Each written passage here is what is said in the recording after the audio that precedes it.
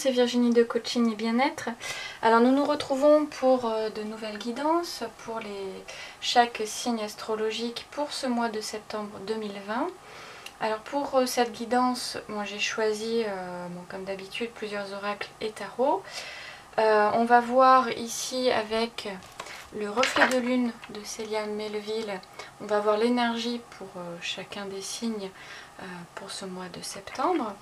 Ensuite, ici avec The Lonely Dreamer Tarot, on va voir le défi à relever pour vous, pour ce mois de septembre.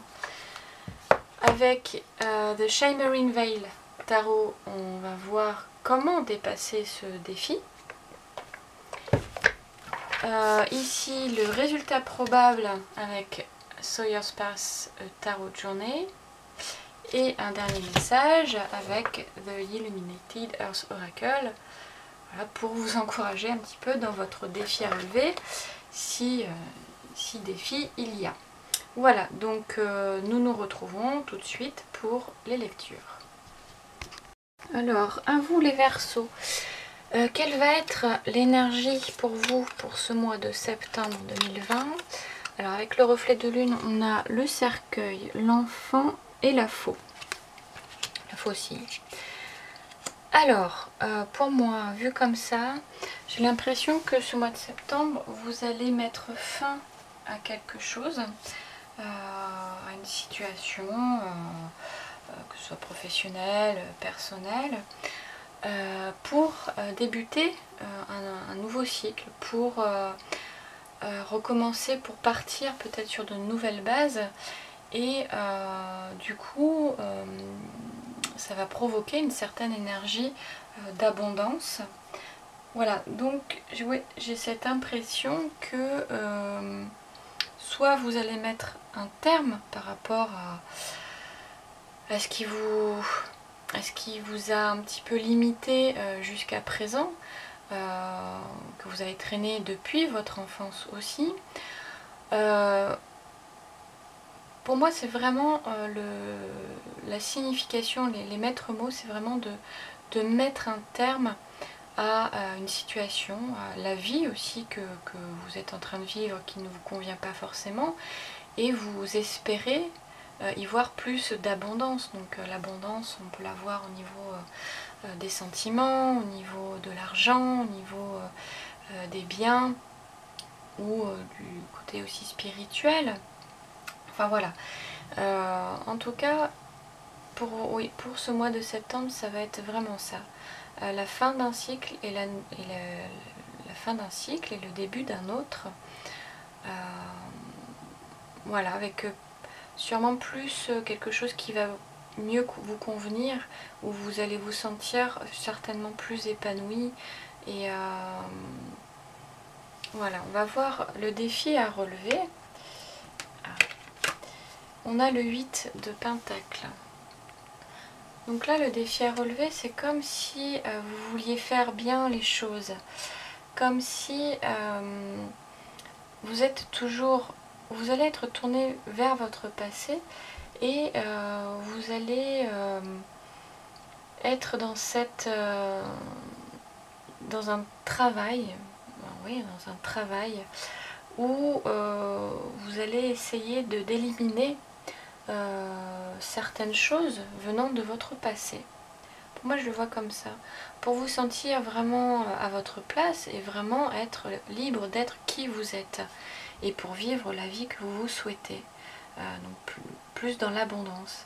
Donc, vous allez être, durant ce mois de septembre, peut-être tourné vers le passé et vous allez essayer de prendre des initiatives, faire des démarches, peut-être, pour peut-être vous affranchir, peut-être pour éliminer des obstacles. Donc le défi à relever pour vous, c'est de trouver cela, d'essayer de trouver certaines démarches pour effectuer en tout cas pour vous sentir plus libre d'être et de vous sentir à votre place et d'être plus épanoui, voilà. Donc pour vous c'est ça, ça va tourner autour de ça. On va voir comment aborder ce défi ou comment le relever. On a le 9 d'eau, le 9 de coupe, Donc on a vraiment la libération de quelque chose. Comment aborder ce défi? C'est de vous ouvrir en fait à quelque chose de bien plus grand, de laisser faire les choses en fait, de vous laisser oui, d'aspirer à autre chose, vraiment d'essayer de visualiser beaucoup plus loin, de voir l'après plutôt que de rester, d'avoir le nez un petit peu plongé dans toutes les démarches qu'il faut faire. De vous laisser vivre en fait, c'est le mot qui me vient, oui, c'est de vous laisser vivre et de vous laisser ouvert au changement, une sorte de renaissance. Ouais, et de laisser venir les choses à vous sans forcément être dans la lutte, dans la volonté. Voilà. Les choses peuvent se faire tout seul aussi. Encore faut-il voilà, être ouvert et avoir cette intention-là. Bon, il va falloir évidemment entreprendre certaines actions. Mais ces actions peuvent être simplement mentales. Si par exemple vous voulez vous affranchir de certaines pensées, voilà, ça va se passer au niveau de votre mental, pas forcément de poser des actions. Bien que voilà, pour essayer de se changer soi-même, de changer un peu, en tout cas d'améliorer son quotidien, on peut se tourner vers des thérapies, vers des... voilà, donc...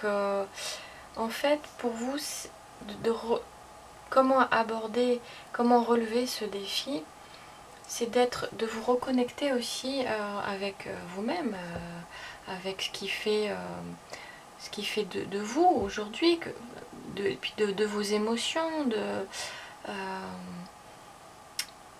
voilà, de laisser un peu glisser tout ça, vraiment de lâcher prise. Pour vous, c'est peut-être ça, le lâcher prise. Alors, on va voir le résultat probable. On a la reine de coupe. La reine de coupe, elle est plongée, elle, dans ses émotions. Elle accueille ses émotions, elle accueille tous ses sentiments, tout. Voilà, c'est son domaine. Donc, elle accueille tout ce qui vient aussi, quelque chose aussi de plus haut, hein, comme de ce qui ne peut pas être expliqué, comme l'intuition, par exemple. Donc, peut-être il va vous falloir vous reconnecter plus à quelque chose d'intuitif, d'émotionnel, plutôt qu'à quelque chose de trop terre à terre. Voilà, pour essayer de renaître ou d'enclencher un nouveau cycle, un changement. Il est bon de se reconnecter avec vos besoins, vos ressentis, vos sensations, vos émotions, vos sentiments, plutôt qu'à tout ce que vous avez en termes de possession. Peut-être que pour vous, vous allez avoir un besoin de reconnexion avec qui vous êtes et que vous ne savez pas qui vous êtes, où est votre place finalement. Et pour vous, ça va être, oui, votre défi à relever. Voilà, vous avez besoin de reconnaître, de connaître qui vous êtes, et tout ce travail-là ne peut pas se faire sans se reconnecter à ses besoins, à ses émotions, comme la reine de coupe le fait. Elle est connectée à tout ça, à tout ce monde, à toute cette sphère émotionnelle, intuitive, de l'inconscient, de toutes ses peurs, de toutes ses parts sombres aussi. Elle n'a pas peur de plonger au cœur d'elle-même.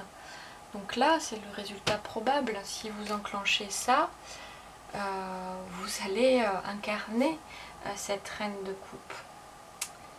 Voilà. Donc le dernier message pour vous les Verseaux, on a la réincarnation. Alors je vais lire dans le livret ce que ça nous dit, mais j'ai l'impression que ça dit un petit peu la même chose.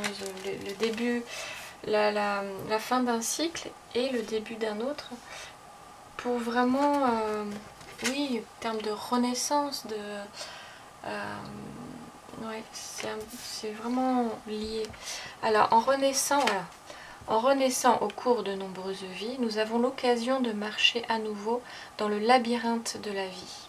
La prise de conscience et l'intention de notre manifestation actuelle nous permet de considérer les leçons que nous sommes ici pour travailler dans cette vie. Donc le but c'est de travailler sur vous.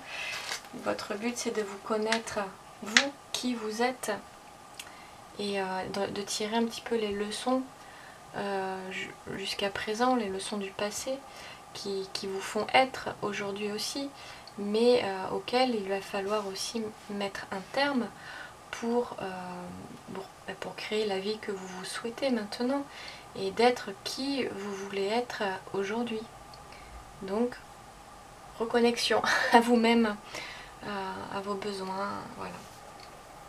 Voilà pour vous les Verseaux, hein. Bon bah écoutez, si cette lecture vous a parlé, n'hésitez pas à liker, à commenter et à partager et puis à vous abonner à ma chaîne.